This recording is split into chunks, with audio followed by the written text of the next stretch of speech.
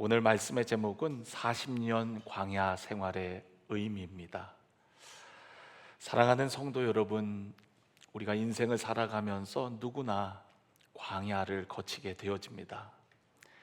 광야는 단지 척박한 장소만을 의미하지 않아요. 성경에서 말하는 광야는 지리적인 장소인 동시에 영적인 은유를 담고 있습니다. 그래서 사람마다 광야가 달라요. 아무리 걸어도 끝이 보이지 않는 어두운 터널을 지나는 것 같은 답답한 광야를 경험하신 분들도 있을 거고요. 기도해도 아무런 응답, 아무런 음성이 없는 것처럼 느껴지는 기다림의 광야를 경험하신 분들도 있을 겁니다. 최선을 다했지만 원하는 결과를 얻지 못하는 실패의 광야를 거치는 분들도 계세요. 병상에서 보내는 고통의 광야, 때로는 사업의 어려움으로, 때로는 자녀의 문제로, 때로는 사람과의 관계로 인하여 겪는 아픔의 광야가 있습니다. 우리 모두는 이러한 광야를 경험했고 지금 그러한 광야를 지나고 있는 분들도 있을 겁니다. 누구나 광야를 좋아하진 않지요. 가능하면 빨리 이 광야를 지나가고 싶고 또 피할 수만 있다면 광야를 걷고 싶은 사람은 없을 거예요. 왜냐하면 광야는 불편하기 때문에 그렇습니다. 먹을 것도 부족하고 쉴 곳도 없고 앞이 보이지 않는 곳이에요. 이스라엘 백성들도 마찬가지였습니다. 애굽을 떠나 가나안까지 넉넉 잡아 2주면 갈 수 있는 거리였습니다.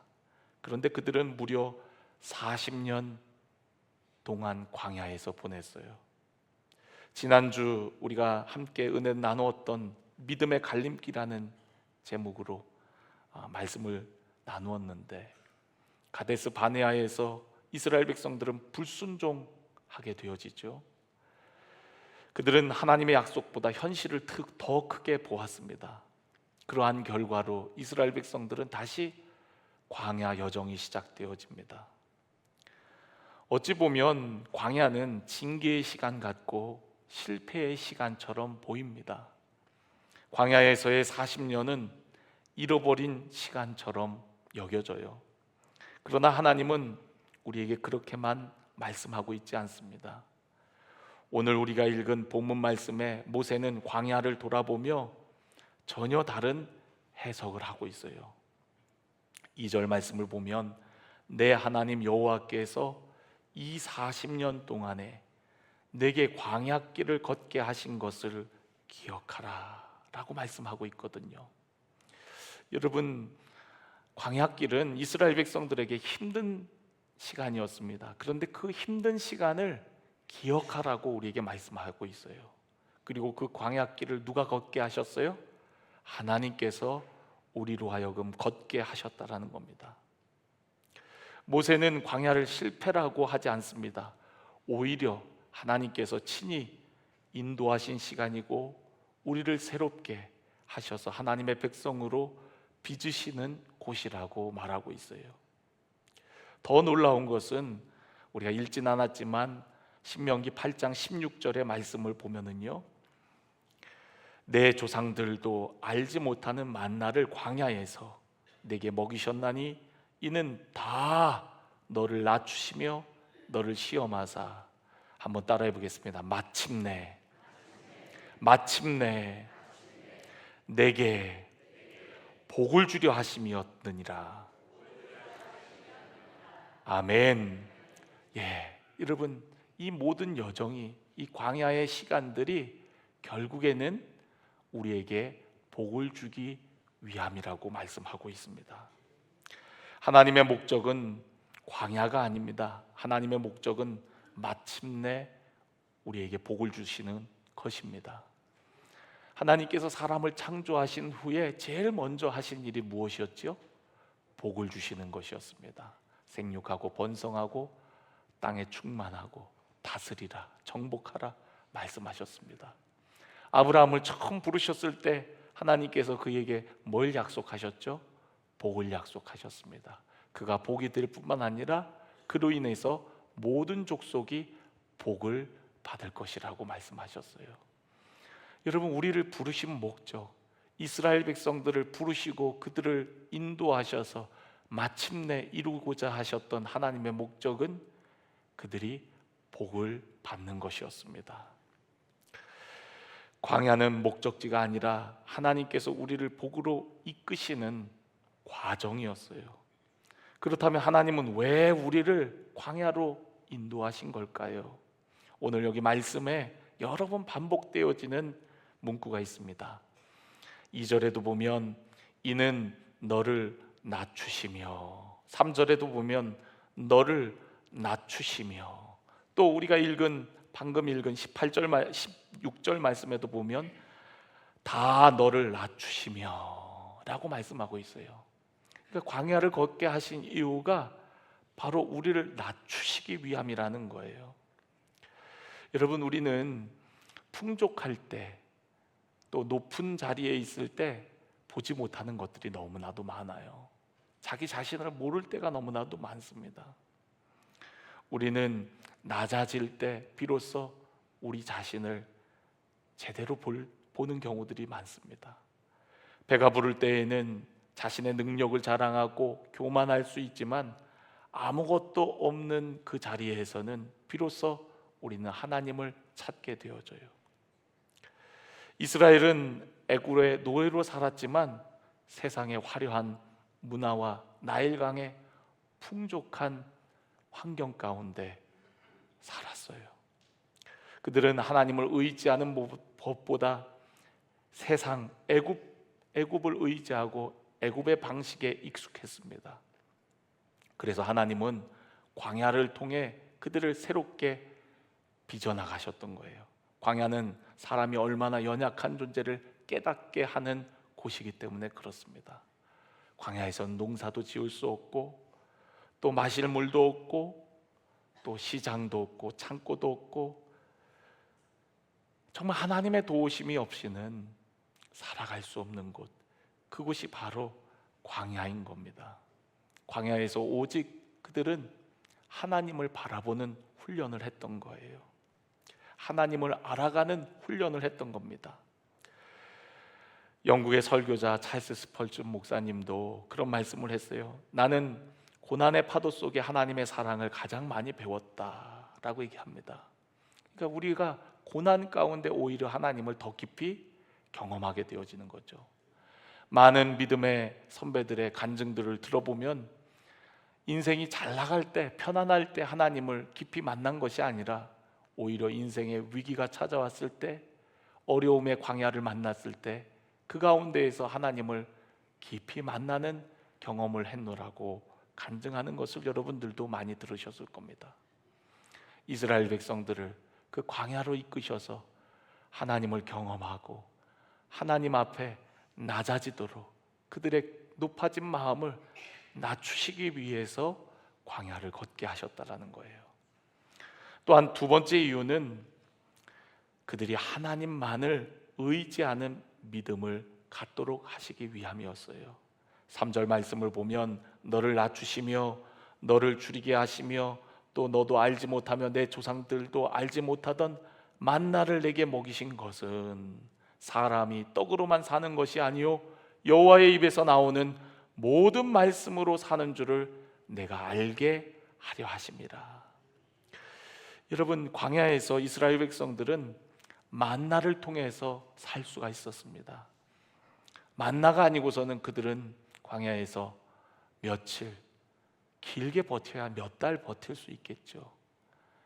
그런데 하나님께서 매일매일 신비로운 양식인 만나를 내려주셨기에 40년 동안 광야 생활을 할 수가 있었어요.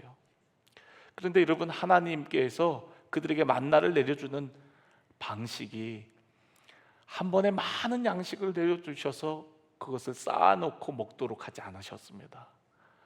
매일매일 필요한 양식, 일용할 양식만 내려주셨다라는 거예요. 여러분, 애굽의 방식, 세상의 방식은요 많이 모으는 방식입니다. 많이 쌓아놓고 창고를 만들어서 양식을 쌓아놓고 저장해 놓고 그 쌓아놓은 양식을 의지하고 또 그러면서 편안한 삶을 살아가려고 해요. 그런데 여러분, 광야에서는 일용할 양식, 하나님께서 내려주시는 매일매일의 만나를 통해서 살아가는 거예요. 그래서 오늘 여기 말씀에도 보면 사람이 떡으로만 사는 것이 아니다, 이 말씀은 떡이 필요 없다는 뜻이 아닙니다. 떡만으로 살 수 없다는 거죠. 떡보다 더 중요한 것을 우리가 깨달아야 된다는 것이죠.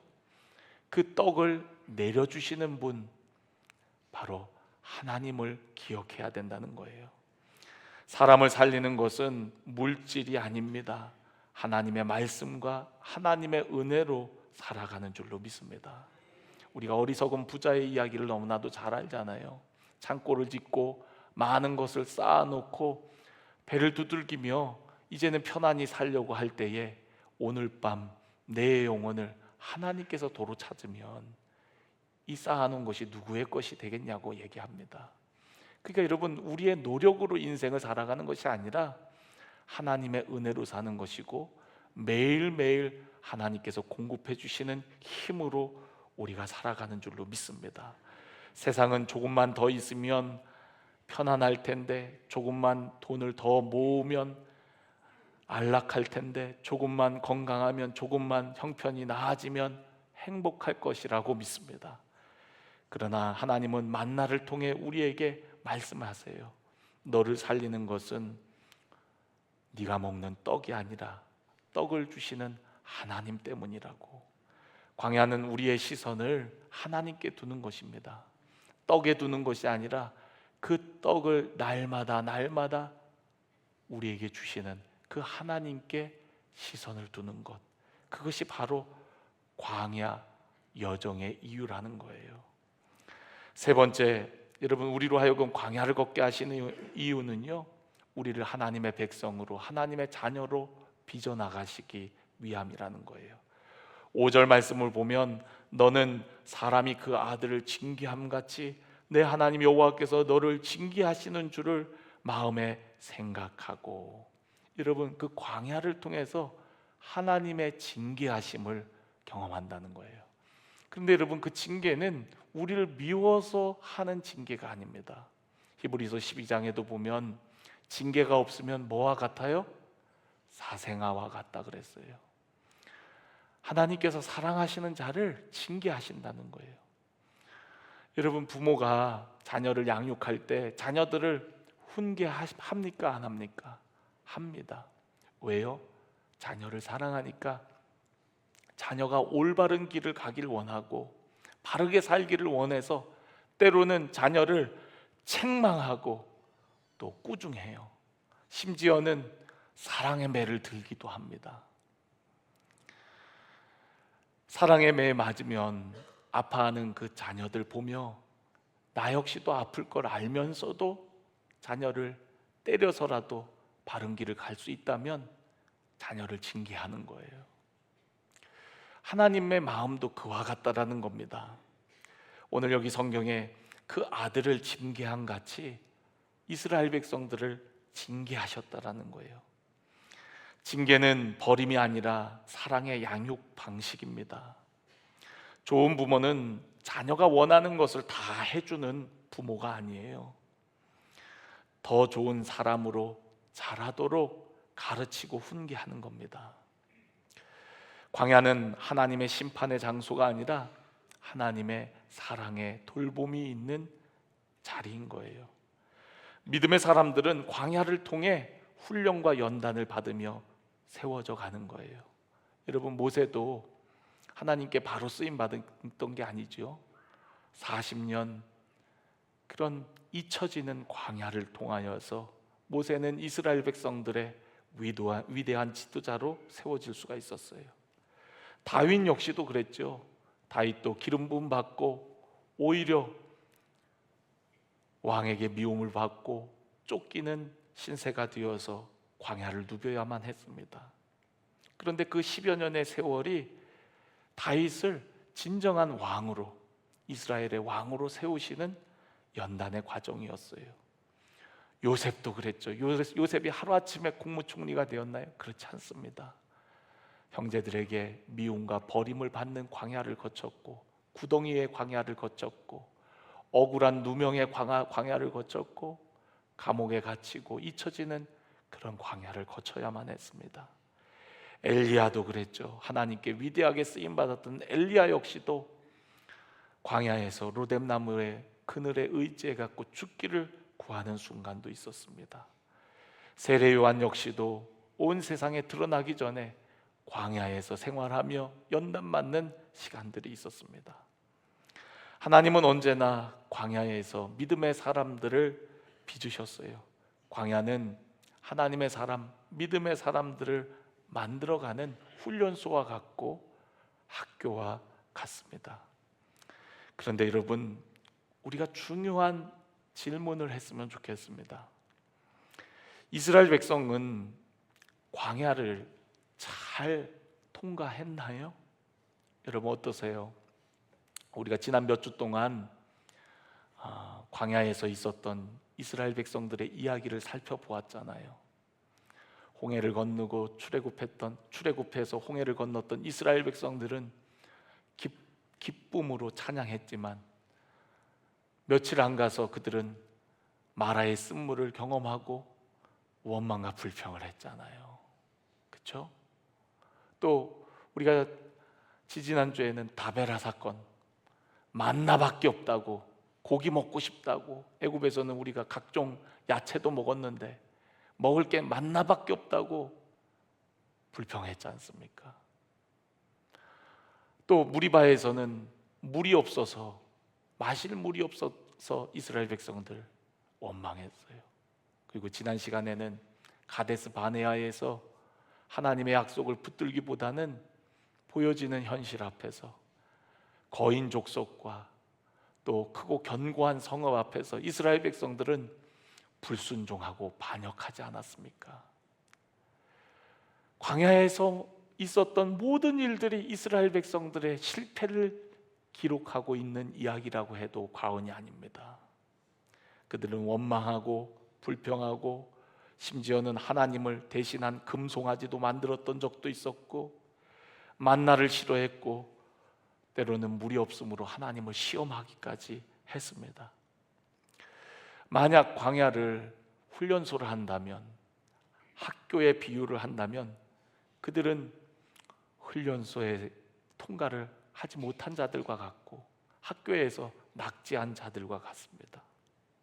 그런데 여러분, 이것이 이스라엘 백성들만의 이야기인가요? 그들의 모습을 보면서 우리의 모습도 그와 같다라고 생각되어지지 않습니까? 우리는 조금만 어려워도 낙심하고, 기도의 응답이 늦어지면 의심하고, 형편이 어려워지면 하나님의 사랑까지 흔들립니다. 우리는 이스라엘 백성들과 크게 다르지 않은 모습이에요. 그렇다면 광야와 같은 인생길을 걷는 우리의 소망은 어디에 있습니까? 맨 실패하고 넘어지고 무너지고 하나님의 징계 가운데 있는 것이 우리의 모습이라면 과연 광야와 같은 인생길을 걷는 우리에게 소망은 무엇이냐는 거예요. 저는 오늘 여러분들이 예수님을 바라보기를 원합니다. 예수님께서는 이 땅에 오셔서 공생애를 시작하시며 먼저 광야의 시험을 받으셨어요. 예수님께서 세례를 받으시고 성령님께 이끌리셔서 광야에서 40일 동안 금식하고 줄이셨습니다. 여러분, 40일이라는 이 숫자, 이스라엘 백성들의 40년 광야 생활과 비슷합니다. 그러니까 이 숫자는 우연의 숫자가 아니라는 거예요. 이스라엘의 40년 광야를 예수님께서 똑같이 걸으신 것과 같아요. 마귀는 이스라엘 백성들을 넘어뜨리려고 했듯이 예수님도 넘어뜨리려고 시험했습니다. 줄이신 예수님 앞에 나타나서 이 돌들로 떡덩이가 되게 하라고 이야기합니다. 그러나 예수님은 무엇이라고 말씀하셨습니까? 오늘 우리가 읽은 본문 말씀 신명기 8장 3절의 말씀을 인용하셔서 이렇게 말씀하셨어요. 사람이 떡으로만 사는 것이 아니요 여호와의 입에서 나오는 모든 말씀으로 사느니라. 예수님은 말씀을 통해서, 약속된 말씀을 통해서 마귀를 물리치시고, 이스라엘은 실패했지만 예수님은 끝까지 순종함으로 나아가셨어요. 마귀는 성전 꼭대기에 올라가서 뛰어내리라고도 했고, 세상의 모든 영광을 보여주며 나에게 절하면은 이 모든 것을 주겠다고 유혹하기도 했습니다. 그런데 예수님은 그때마다 말씀을 통해서 마귀를 물리치시고 시험을 이기셨습니다. 첫사람 아담도 실패했고 이스라엘 백성들도 실패했지만 예수님은 끝까지 말씀으로 이기셨습니다. 그렇기에 예수님의 광야는 단지 한 사람의 승리가 아니에요. 우리를 위한 대표의 승리인 줄로 믿습니다. 예수님의 죽으심이 우리의 죽으심이고 예수님의 부활이 우리의 부활인 것처럼 예수님께서 광야에서 승리하신 것은 곧 우리의 승리라는 거예요. 예수님은 우리를 대신해서 광야에서 승리하신 두 번째 아담이었던 것입니다. 오늘 우리 역시 광야를 살아갑니다. 그러나 우리가 기억해야 할 것이 있어요. 광야에서 우리의 소망은 나에게 있지 않아요. 내가 믿음이 꽤 괜찮은 것 같아도 그 광야 여정이 길어질 때 우리는 우리의 믿음을 자신할 수 없습니다. 우리가 소망을 두어야 할 것은 내 믿음이 아닙니다. 나의 인내심도 아니에요. 그리고 나의 결단과 결심도 아닙니다. 이미 광야를 걸으시고 승리하신 예수 그리스도인 줄로 믿습니다. 우리는 이스라엘 백성들처럼 흔들릴 수 있어요. 그러나 예수님은 흔들리지 않았어요. 우리는 실패할 수 있지만 예수님은 실패하지 않으십니다. 그러므로 광야를 지날 때마다 우리는 나 자신을 바라보는 사람이 아니라 광야에서 승리하신 예수님을 바라보아야 합니다. 이번 성경학교 주제가 뭐였다 그랬죠? 우리 여기 교사들도 계시는데 성막 하나님을 만나요. 왜 하나님께서 이스라엘 백성들을 가나안 땅으로 바로 인도하지 않고 시내산으로 인도해서 그들에게 하나님을 섬기는 방법, 또 하나님을 섬기는 장소인 성막, 그리고 하나님을 어떻게 섬겨야 되는지 제사제도와 그리고 여러 날들을 왜 가르친 겁니까? 그걸 통해서 주님을 바라볼 수 있도록, 주님을 온전히 바라볼 수 있도록. 우리의 공로로 하나님을 만날 수 있어요? 아니요. 하나님께서 베푸신 그 방법들을 통해서 하나님을 만날 수 있는 거거든요. 이스라엘 백성들이 시내산까지는 어찌 왔는지 모르지만 시내산에서 성막을 만든 후에는 어떻게 이스라엘 백성들이 가나안 땅을 향해 갑니까? 성막을 중심으로 해서 이스라엘 백성들이 행군을 했고, 성막이 지근을 치면 성막을 중심으로 해서 이스라엘 백성 12지파가 뺑 둘러갔고 성막을 향하여 자신들의 텐트를 치도록 했습니다. 그래서 그들이 아침에 일어나면 제일 먼저 성막을 바라볼 수 있도록, 그 얘기는 주님을 바라볼 수 있도록, 하나님을 바라볼 수 있도록, 그들과 함께하는 하나님을 늘 의식하고 또 바라보는 믿음을 갖도록 하나님께서 이스라엘 백성들을 광야에서 훈련시키신 거거든요. 그리고 성막의 모든 기물들 하나하나가 다 누구를 가리키는 거예요? 바로 예수 그리스도를 가리키는 거예요. 예수 그리스도. 여러분, 성막뿐입니까? 여러분, 광야에서 이스라엘 백성들이 경험했던 모든 사건들이 누구를 가리키는 겁니까? 바로 예수 그리스도, 우리의 구원자 예수 그리스도를 가리키는 거 아니겠어요? 예수 그리스도는 우리의 만나입니다. 하늘로부터 내려온 생명의 떡이세요. 예수 그리스도께서 반석에서 나온 생수이십니다.